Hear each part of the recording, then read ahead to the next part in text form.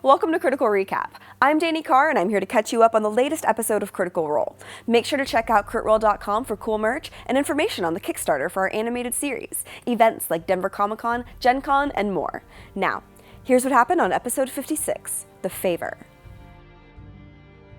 After another round of Identify, wherein Caleb learns that a scroll that Not found contains instructions on creating a permanent gate to the Abyss, the Mighty Nein get their rest.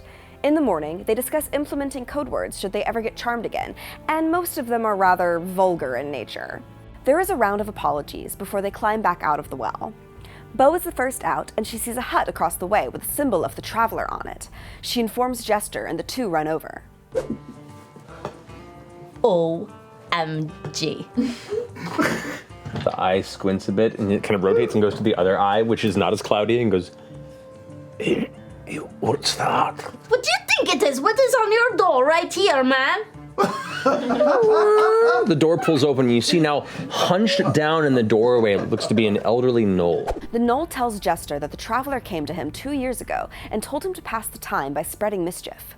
They discuss the upcoming gathering with other followers of the Traveler, and Jester gives Kovac a shrine, while also causing tension by telling him that she's been blessed with spells and more visits. They head back to the party, and Jester tells them about TravelerCon, and that it's only a few months away, though she still isn't sure where.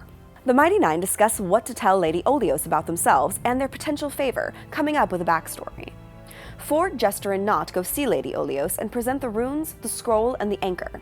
A drow mage inspects the items and confirms their tale, removing one of the crystals from the anchor to turn it off. Lady Olios grants them 2,000 gold and grants them an audience with the Bright Queen to ask for a favor. She's thrown off to hear Not ask who that is, but Jester covers for her.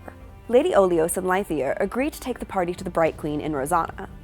The party goes back to Zorth to get their moorbounders and put Caleb and Bo in leather straps and harnesses to make them look like slaves.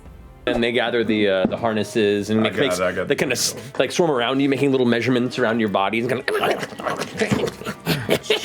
making marks on their these batches of scattered parchment and scribbling with charcoal. It's kind of like a Nightmare Tailor experience. They head back to the Aurora Hold and make a scene with their very large moorbounders as they are led inside through hallways and down a long staircase to the room housing a teleportation circle.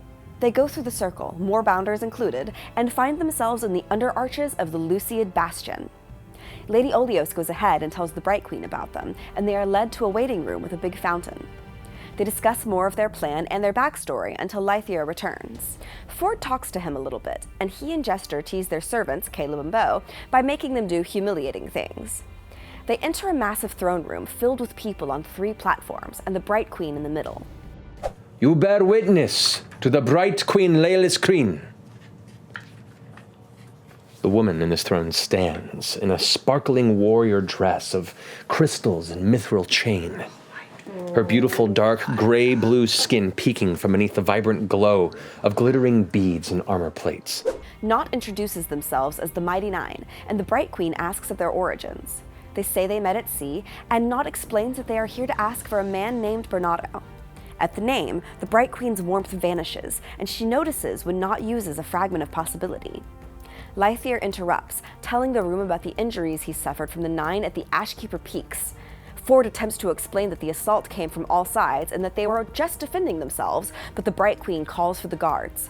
The Nine begin to be shackled as Jester insists that they do not work for the Empire, and Not tries to explain that they are here for her husband. Caleb claims that they have brought proof of the Empire's treachery, and he is allowed to open Jester's haversack. He presents the dodecahedron to the chamber. I am of the Empire, but I am no friend to the Empire. One of your own came to retrieve this and fell. And I bring it to you. The room is silent and shocked, and the Bright Queen orders them to be released. With tears in her eyes, she approaches the party and declares that they have brought them hope. If you are no friend to the Empire, you have certainly today become heroes of the dynasty.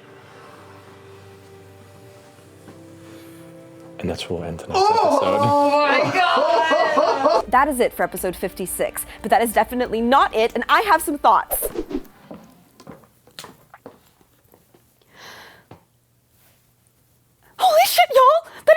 last scene was completely nuts. Caleb just gave the Korean Empire the dodecahedron. How is this action going to affect things moving forward? Will this allow them to get Yeza back? Will they even be able to return to the Empire? And what of the Nine itself? Will they be upset by Caleb's actions? Is Bo now technically a double agent? Could the Korean fix Not? And Jester met another worshipper of the Traveler. Is she the only one who has been given magic? Who even is the Traveler? Can TravelerCon even happen now that they're stuck in Jorhas after giving such a powerful artifact back to the Kreen? This has changed everything. Almighty Nine. Anyway, catch episode 57 on Thursday, April 4th at 7 p.m. Pacific on twitch.tv/criticalrole, and stay tuned to critroll.com for all the latest updates.